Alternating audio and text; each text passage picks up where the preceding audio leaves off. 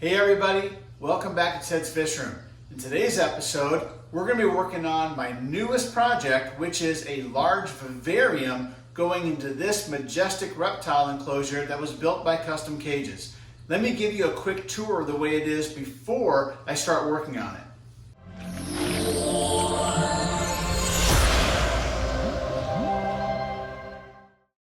This is a Majestic Reptile enclosure from CustomCages.com, and it is a truly high-quality furniture-style enclosure.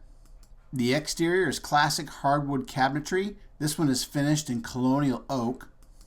The cage itself has an outside dimensions of 48 inches tall, 36 inches wide, and 24 inches deep. The interior measurements are a couple inches shorter on any axis, but regardless of how it is measured, it is big. Probably larger than I should have started for a first vivarium, but everyone says go big. The interior of the cage is lined with a hard and inert black anodized aluminum. This material will not rust or corrode, and it is very hard to scratch.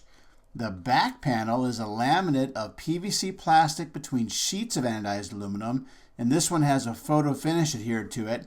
That photo material is also able to handle the humidity, which is a good thing because this is going to be a wet vivarium. Not super wet, but wet enough that you might want to worry about what you have on the back panel.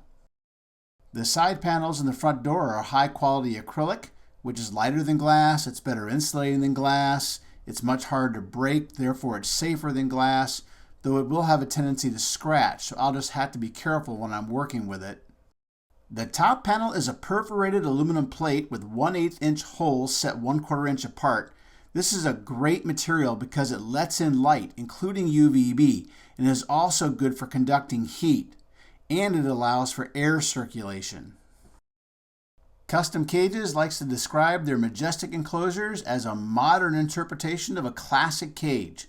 All the looks of an old-style classic wood enclosure, but built with modern material technology. I feel fortunate to have it, and I really look forward to working with it.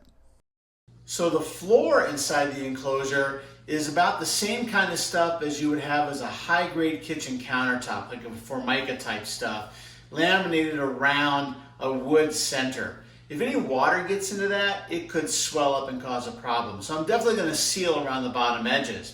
But what I'm going to do is I'm going to add an extra layer of protection because I'm going to have this as a bioactive vivarium, and there's going to be about 3 or 4 inches of a soil substrate inside of it.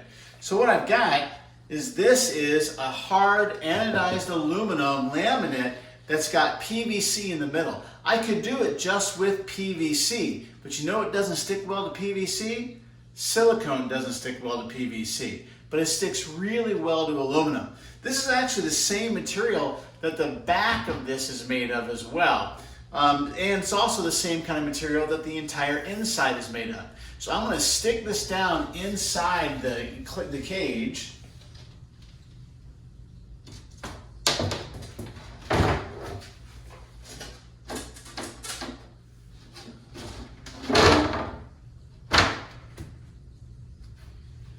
And I'm going to seal it in all the way around the edges with silicone, and it's going to look very, very nice. And if I ever want to pull it all out, all I have to do is pull the silicone and lift up the bottom out if I want to. The aluminum inside the enclosure is not sealed in the corners, so I need to seal them with silicone if I want to prevent too much moisture from soaking into the wood exterior. The first task is to tape off the edges, leaving space in the corner for the silicone to adhere to the aluminum. The tape is only going in to make sure that I have a pretty aesthetic edge to the silicone seams. I'm a little picky. I'm actually going to use this razor blade to pull out the excess tape in the corners. The last thing you want is to end up pulling out the silicone you actually need to seal the thing up with when you pull the tape. So I've got the cage sealed up, taped up. My corners are clear. Pretty good gap around the bottom, but I'll fill that with silicone.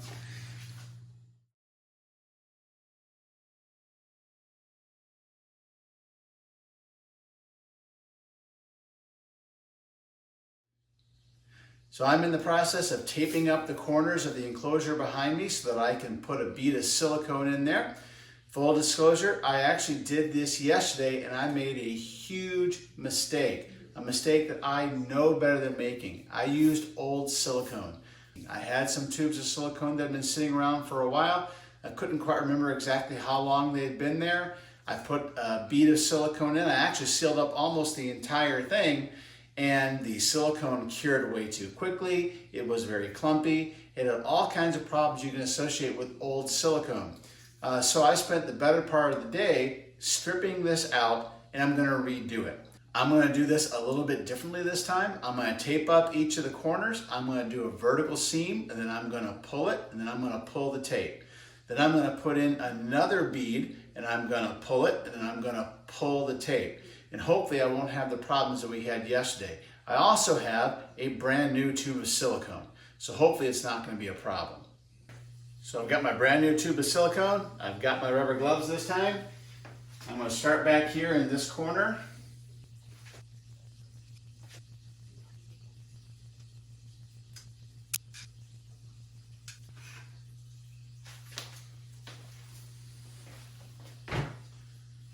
And I'm going to go ahead and I'm going to do a pull, and I'm going to use my finger to do a pull. Yesterday I tried using a spatula, and I'm not using all that much silicone, so I don't really need a spatula. I'm just going to use my fingers.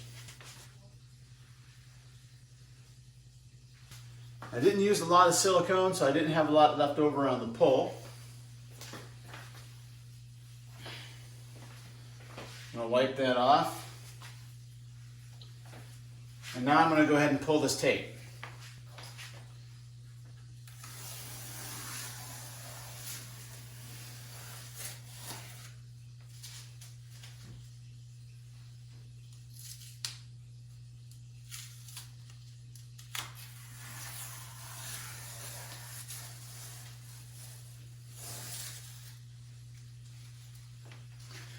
Now it looks a lot better than it did yesterday. I'll give you a closer look at it, but you're going to see some not so perfect areas. If this had been an aquarium, I wouldn't have left it sealed this way. All I really need is for it to stop humidity from getting the cracks. This will do just fine. Is it the prettiest silicone job I've ever done? No. Am I proud of it? No. Is it going to do the trick?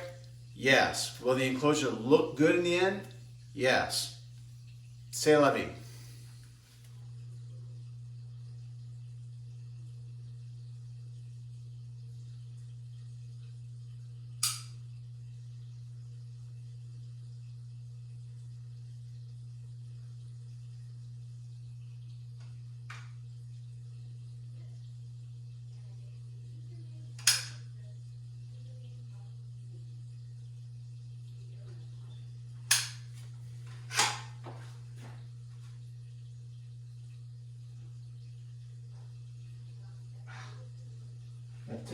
That tape just kind of came up.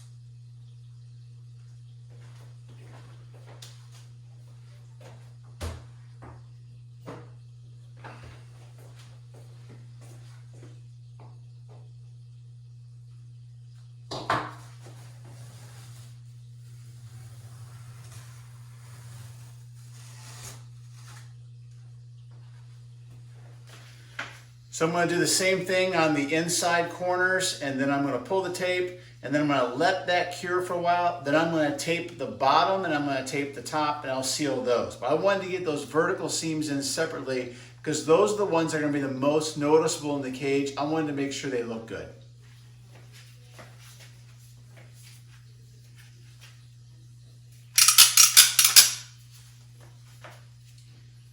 Fun part is doing this left-handed.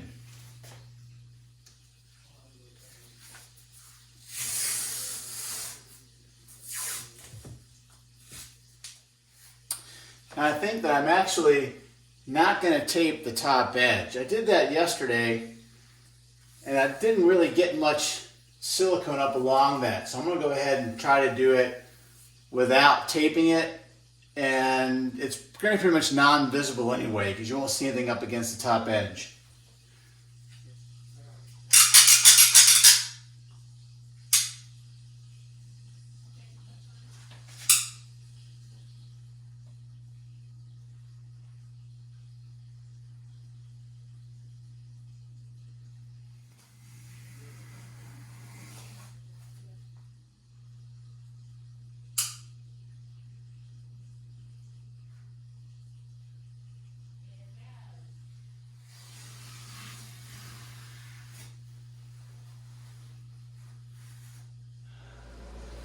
Last time I did this, I put too much pressure on the cage and the cage went backwards on me. So I've got to be more careful.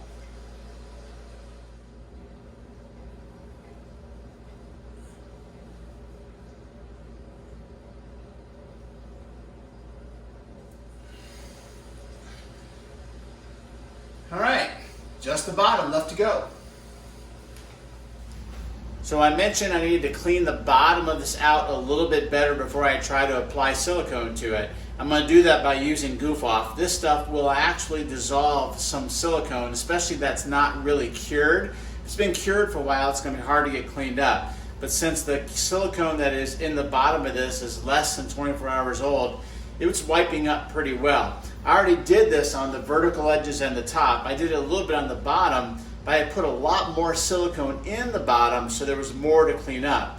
And then as I was scraping and pulling out, stuff fell to the bottom, and now it's kind of pooled down there. I vacuumed a lot of it out, but it's still hard to get up.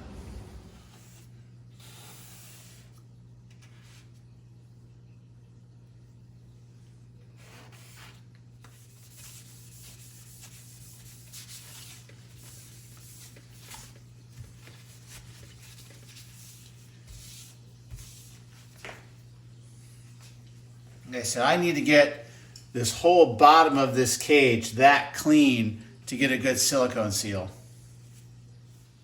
So I've come to the conclusion that the bottom of this thing really doesn't need to be taped off because you're not going to see it. It's going to be under substrate.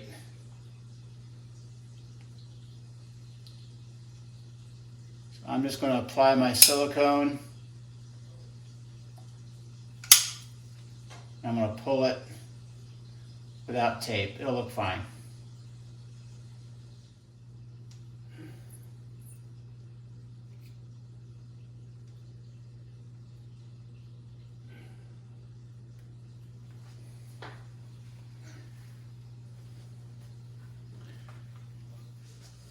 All right, it's sealed. Looks a lot better than it did yesterday. We'll come back tomorrow and take a look and see how well it cures. It's not going to be the prettiest. I keep saying that because I'm not proud of it. That was successful. So the vivarium has been sealed with silicone all the way around the edges on top and bottom and the back and the front edges. I've also silicone along the bottom edges of the glass in case any kind of water drips down the inside. Even though there is silicone in those seams already, I just wanted it, instead of pooling there, to just fall back into the enclosure. I've got a couple more things I need to do to this thing, however. One is I've got to drill holes in the bottom of the enclosure for drains. Before drilling the holes for drains, I moved the enclosure to its final place in the room, and I wanted to see if there were any spots on the bottom of the enclosure where water would pool. Then I checked for levelness. It's level enough to not need a shim. I had a why not moment and poured some water into the bottom of the cage to see if it ran anywhere. And then I poured a little more, and then a little more, and it pretty much stayed flat in the bottom of the cage. I drilled holes for 2 drains that are far enough from the front edge of the cage that the valves hanging underneath the cage should not be visible unless you look under the stand. And this is what I'm going to put in there, and I'll show another little video about how I put this together. So what I've got here is what I need to make the drains from the bottom of that vivarium down to valves underneath the vivarium so that I can drain excess water from the substrate layer. And what I've done to do this is some 1/4 inch plastic tubing. This is not airline tubing. This isn't even the same tubing that you would get for a RO system. This is a little bit thicker. You can buy this at most hardware stores. And it has an outside diameter of 1/4 inch. The stuff you get for RO systems and airline tubing is smaller than 1/4 inch. This is also tougher and stronger than airline tubing. This is a bushing, and I can't tell you exactly what it is, but basically it's a plastic bushing that you drill a hole, and then you can glue that into the hole, and then you have a pass-through to it. So it has an inside diameter of 1/4 inch. So when I slip this tubing through here, it's a pretty tight fit. I mean, you can tell there's almost no play in it, but there's still play in it. The problem is these are plastic, and the plastic, most glues don't stick to this kind of plastic very well. So you have to have an actual plastics binding system. I'm going to use this Loctite plastic bonding system to do this. And it's a two-part. It's got an activator, and you put that on both surfaces, and then you put down the actual glue on one surface, and you bring them together, and it takes about 12 hours, 24 hours for it to set. And the reason I'm going to do this is because these are going to hang from the bottom of that enclosure. And over the time, I don't want to try to put like silicone in this and end up with, over time, these things pulling right out. And I've actually played with that. I actually tried to put silicone in this, and as soon I left it for 24 hours, 48 hours to dry, and it just pulled straight out. I mean, so there's absolutely no strength whatsoever trying to put silicone on plastic, so it's not worth doing it. So the instructions say to apply activator to both surfaces and let it dry for 60 seconds, then put the glue onto one surface and put it together and let it cure. So we're going to try that with one of them here real quick. So, okay. So the hard part is going to be that this is kind of a pin. And I'm going to, oh, I can get it in there. All right. I can't get it all the way through. So I can get it as best I can. I'm going to take these two and set them aside so I don't do the wrong ones. Now I'm going to apply the applicator like this.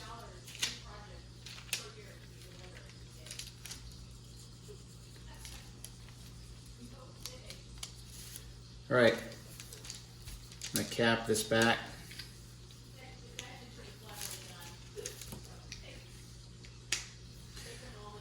Okay, we're going to give that 60 seconds.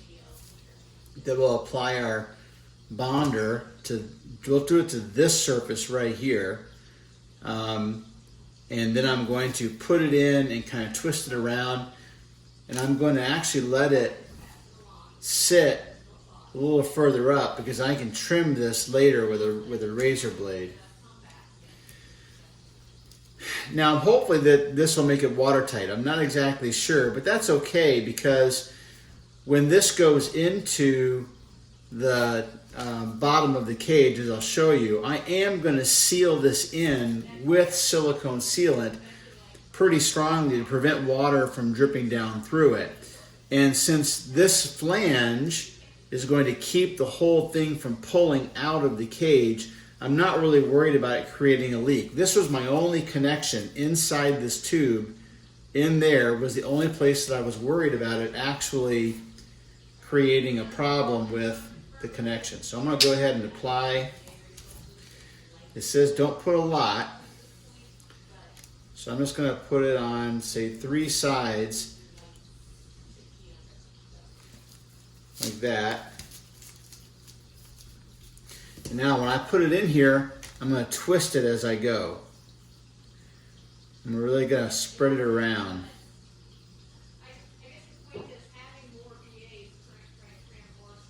Well, it sticks pretty quick. And like I said, I'm going to let the end of that tube stick up just that far. because I can trim that with a razor blade.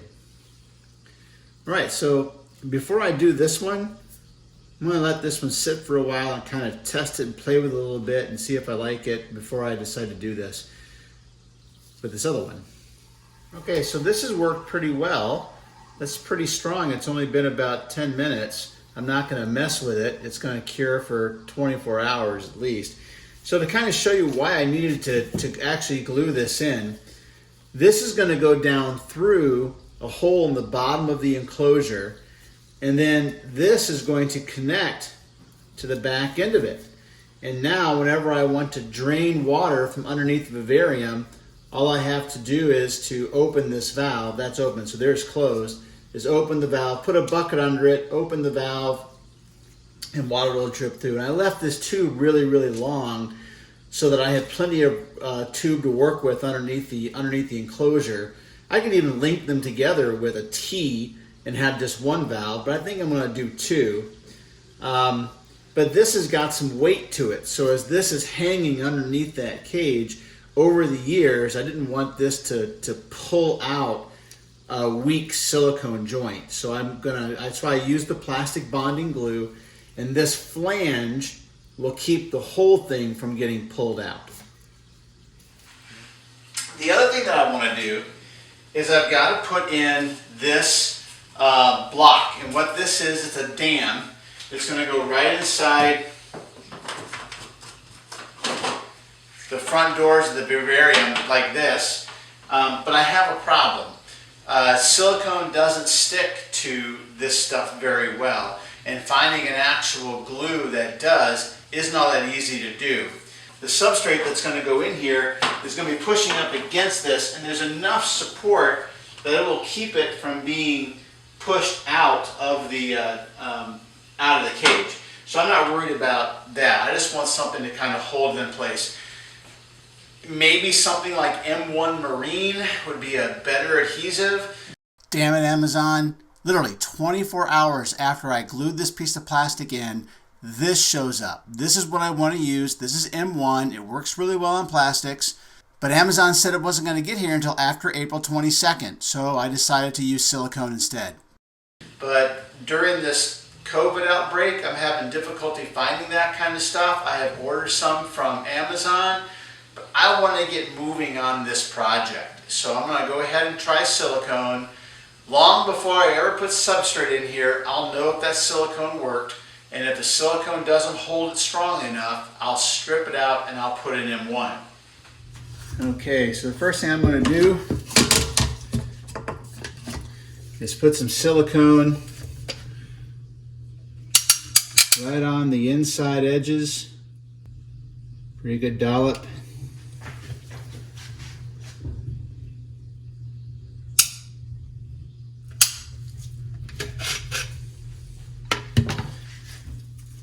I'm going to very carefully try not to get silicone on my acrylic.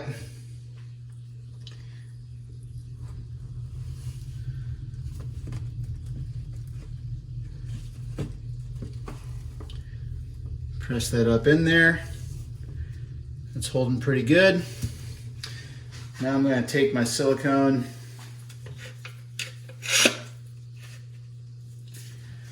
I'm going to run beads. Pretty good sized bead too. Probably going to kill this tube.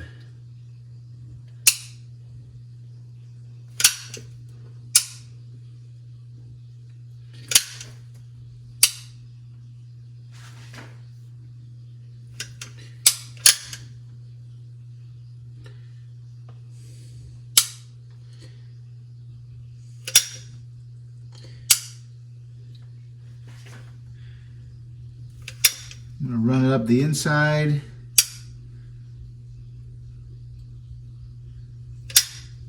There. And the inside here.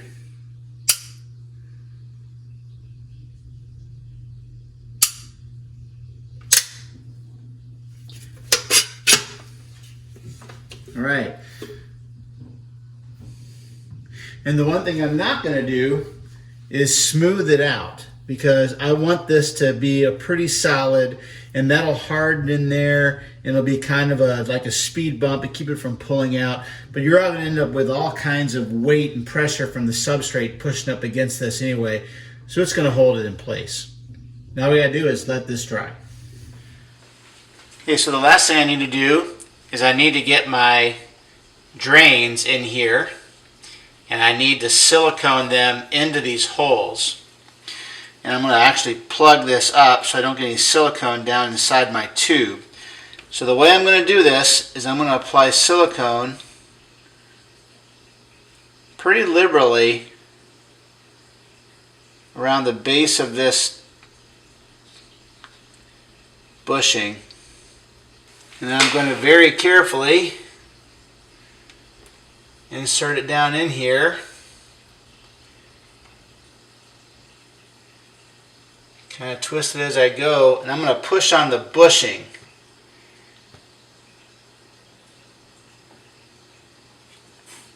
There we go. Then I'm going to smooth the silicone around it and up on top of it too. Just like that. Remember, this isn't going to be able to be seen. It's going to be down underneath. And the last thing I'm going to do is very carefully pull that out, and now it's going to set. And once I have both of those in there and all the silicone inside this thing has dried, we'll be ready to go. So at this point, I've gotten as far as I can get on this particular project. All the silicone is in, the drains are in, and we're just waiting for that silicone to cure. The next step are going to be to build out the superstructure that's going to hold our substrate mound in place inside the enclosure. But before I can do that, I have to get the parts that I need to build that out. And that's going to take a few weeks. So thank you for watching Ted's Fish Room. If you like this project or programs like it, please hit the subscribe button and the bell so that you get notifications. And I'll see you next time. Thanks for watching.